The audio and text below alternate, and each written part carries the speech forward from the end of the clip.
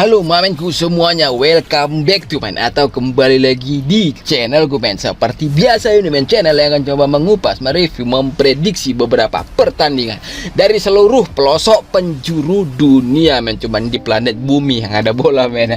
Apa kabar kalian semua men? Tetap aku doakan kalian tuh baik-baik aja dimanapun kalian berada dan sehat walafiat dimanapun kalian berada men.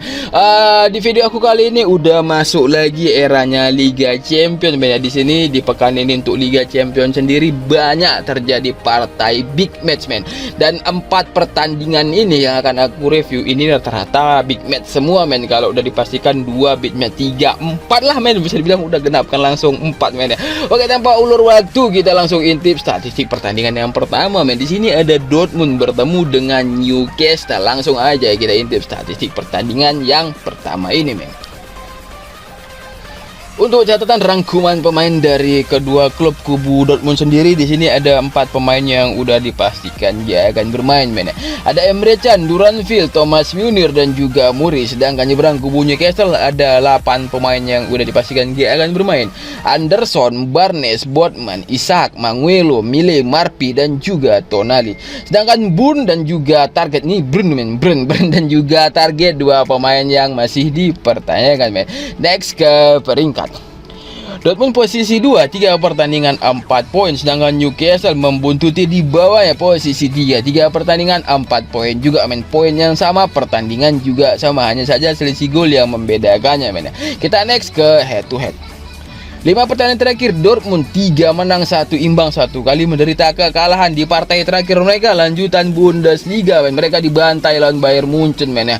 Aduh, ini cukup tragis emang skor men ya. Tapi di sini aku pegang Bayern kemarin tuh men. Aku berani berapa? Setengah atau 3/4 ya, dengan mengambil over 3 sekian. Di sini aku mix-nya atas bawah ini jebol 2-2 men ya. Sedangkan untuk Newcastle 5 pertandingan terakhir 3 menang, 1 imbang dan 1 kali kalah. Untuk head to head baru pertama kali berjumpa kemarin men, sekitar berapa pekan yang lalu men. Di sini Dortmund berhasil mencuri 3 poin di kandang Newcastle men. Walaupun tipis saja skornya 0-1, seenggaknya Dortmund lebih bagus daripada PSG. Sedangkan PSG sendiri kebantai men oleh Newcastle 4-1. Itu aku masih ingat skornya men, gak nyangka kali lah pokoknya itu men. Kita balik ke halaman si Bandot. Dortmund bertemu dengan Newcastle. Handicap terkecil ada mata-mata atau leg-legan. Over undernya ada 1/4 keunggulan Dortmund. Sedangkan ini handicap men ya. Ini baru maju ke ataupun kita langsung ke over under gitu maksud aku men ya. Over under di sini ada 2, 3/4 dan juga 3. Terus terang aku menjagokan Dortmund men, no debat men. Sedangkan di kandang Newcastle dia menang, apalagi di kandang Dortmund. Itu salah satunya men ya. Itu salah satu poinnya. Poin keduanya men, DNA ataupun darah Eropanya Dortmund dibandingin Newcastle tetap lebih menang Dortmund gitu men. Walaupun pemainnya lebih mahal Newcastle, karena Newcastle ini ya pecinta sepak bola mana yang nggak tahu bahwa saya Newcastle ini baru jadi OKB gitu men, orang kaya baru gitu men, semenjak si tuan Arab itu ngambil Newcastle men. Jadi ya pemainnya aku rasa mahal-mahal dibandingin Dortmund. Tapi tetap darah lah men, darah ini tetap di Dortmund ya men. Aku di sini menjagokan Dortmund dengan berani leg-legan atau mata-mata. Aku nggak berani ngepur men, karena antisipasi draw men. Kalau skornya draw ini kita kalah gitu men, walaupun hanya kalah separuh dibandingin kalah lebih bagus draw men.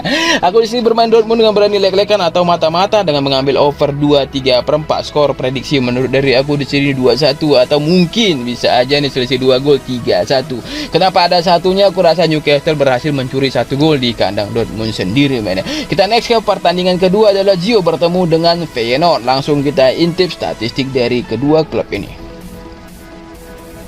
Untuk rangkuman catatan pemain dari kedua klub kubu Lazio, Casale 1 pemain yang udah pasti absen. Sedangkan Mintes ini 1 pemain masih dipertanyakan kubu Feyenoord men. Kita next ke peringkat.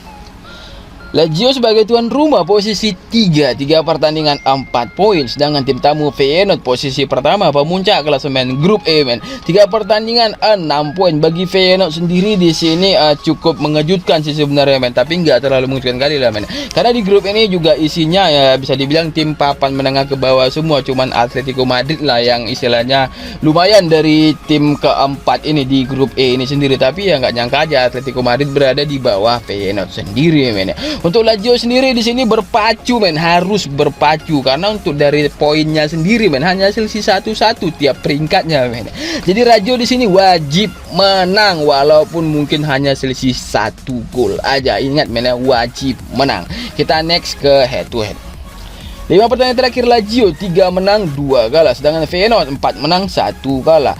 Untuk head to head 5 pertemuan terakhir Feyenoord menang 3 kali, Lazio menang 1 kali, satu lagi sisanya draw imbang 0-0 di tahun 2000 men. Ini di pertemuan pertama atau di leg pertama di kandang Feyenoord menang 3-1 men. Ini juga cukup mengejutkan, bisa selisih 2 gol men. Karena sejarahnya itu kalau bukan sejarah, karena sejatinya kalau dilihat dari liganya men, tenaran liganya itu ketenaran atau keterkenal ya gitu men. Liga Italia dibandingin Liga Belanda itu udah jelas memang ya Liga Italia men ya, karena di stasiun TV aja pun dulu itu men ya, lebih memilih menayangkan Liga Italia, Liga Spanyol dan juga Liga Inggris udah pasti men ya. Kita balik ke halaman si Bandot.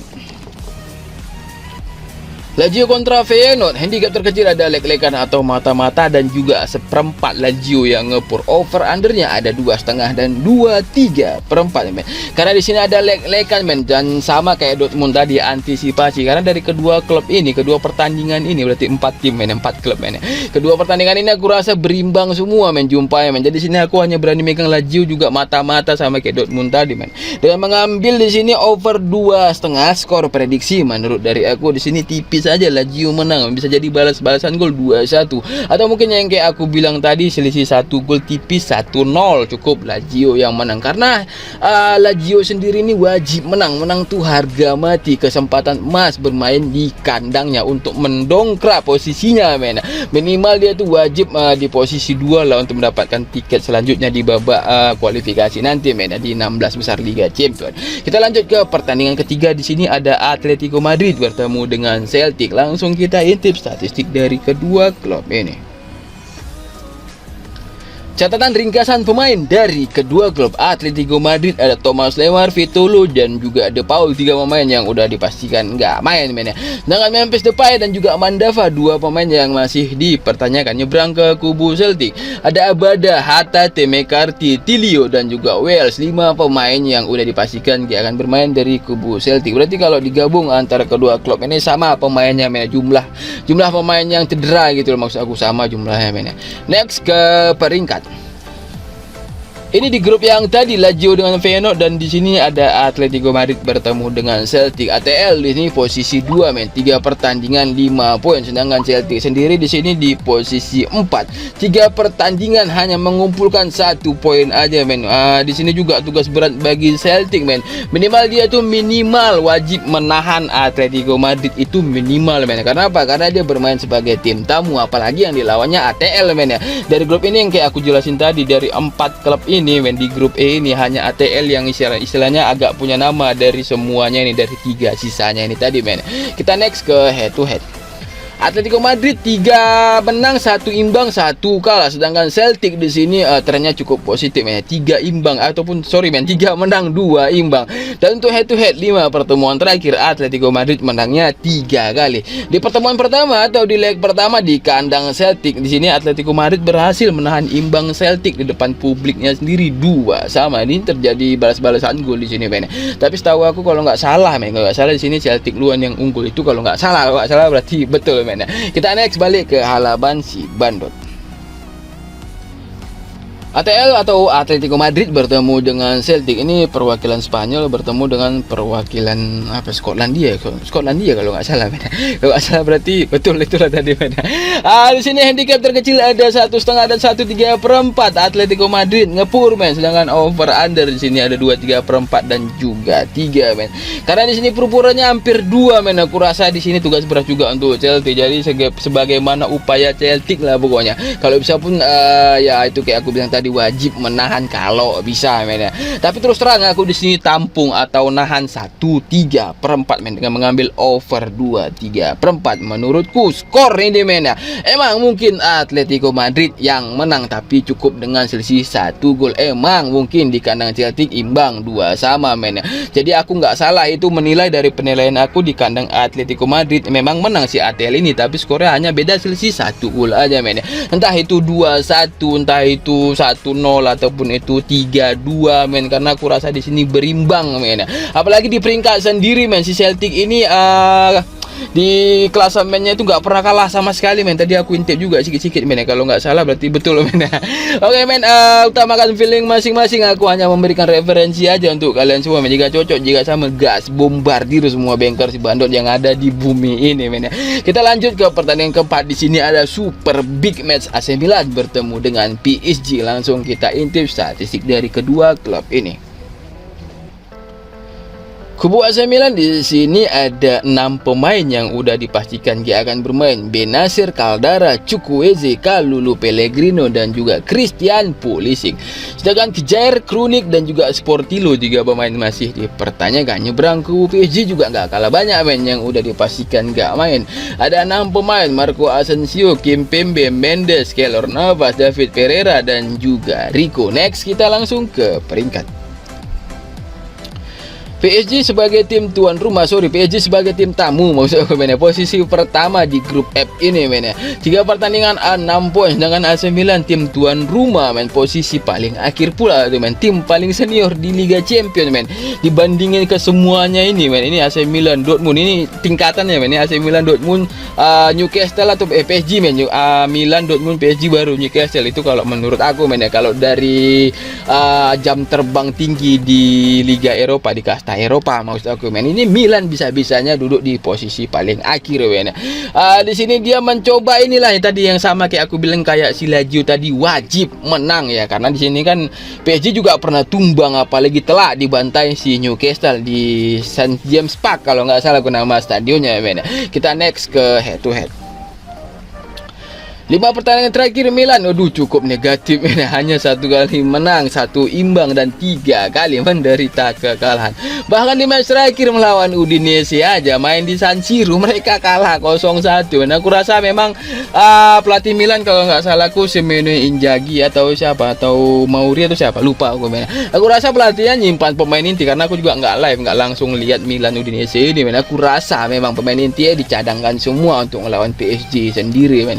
Makanya mereka kalah. Udinese paling peringkat 16 atau 17 di Serie A men ya.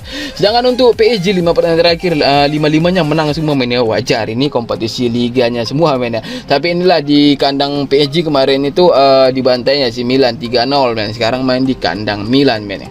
Next ke head to head 5 pertandingan terakhir. Di sini PSG menang 1 kali, Milan menang 2 kali, tapi menangnya nggak enak semua Milan ya. Terakhir Milan menang aja nih tahun 2012, apalagi nih tahun 95 men ya. Ini umur aku masih berapa tahun di sini men. Sedangkan untuk di pertemuan terakhir lah aku bilang tadi, main di Paris men ya, 3-0 Milan kena bantai. Kita balik ke halaman si bandot. Milan bertemu dengan PSG, handicap terkecil ada 1/4 dan setengah si PSG yang ngepur men. Over undernya ada 2,5 dan 2,3/4 men. Terus terang aku di sini menjagokan Milan men, harga mati men. Itu kemenangan, apalagi dia di pur men ya. Di pur setengah pula aku tampung, terus terang men, aku tampung Milan men dengan mengambil over 2,5. Skor prediksi menurut dari aku di sini 2-1, banyak skor kemungkinan nih men, 2-1, 1 sama atau mungkin 2 sama, bakal terjadi banjir gol kalau 2 sama men ya. Karena menurut aku nggak mungkin Milan ini diem aja, masa depan publik sendiri diem aja. Apalagi kemarin tuh lawan Indonesia, aku rasakan pemainnya banyak dicadangkan, pemain intinya men. Masa ya, berikanlah perlawanan ke PSG nih men, tunjukkanlah darah Eropa dan Eropa tadi, Milan, Madrid, Liverpool, apalagi ya Juve sekarang udah gak turun men. Pokoknya darah Eropa tunjukkanlah, Barcelona masa tumbang lawan tim-tim pendatang baru kayak PSG nih men. PSG memang gak baru-baru kali lah, udahlah ada sekitar 4-5 musim belakangan inilah dia masuk champion gitu, maksudnya semenjak jadi orang kaya baru juga lah men. Oke men, 4 tim aku coba review, tetap utamakan feeling masing-masing. Terima kasih banyak-banyak yang udah mau mampir singgah coret-coret semua segala macam di channel aku men. Gak lupa aku minta dukungan kalian tuh, kalian subrek, kalian channel, kalian apa, kalian komen, kalian nama semua segala macam tuh men.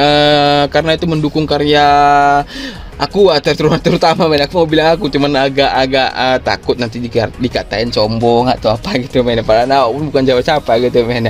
Udahlah men, pokoknya mau bergabung ke grup WA, aku lebih fokus di grup WA men. Dan di TikTok juga aku main men. TikTok aku namanya Kapten Cemot, boleh kalian intip prediksi di situ men. Aku banyak nge-share prediksi itu men. Paling sedikit tuh 10 match, kadang 15, kadang 20 gitu lah pokoknya men. Itu pandai-pandai lah milih men, sesuai feeling masing-masing men. Yang mau bergabung ke grup WA men. Aku lebih fokus di grup WA untuk share bill, untuk curhat semua segala macam. Itu gratis men. Ingat, gratis, nggak dipungut biaya sepeser pun men. Japri kan nomor aku ada di mana-mana men. Ada di video di sini ujung sini men. Ada di deskripsi dan juga kolom komentar. Oke, kita tutup pertemuan kita di video aku kali ini. Terima kasih sebanyak-banyaknya. Salam dari aku men. Salam Bravo men.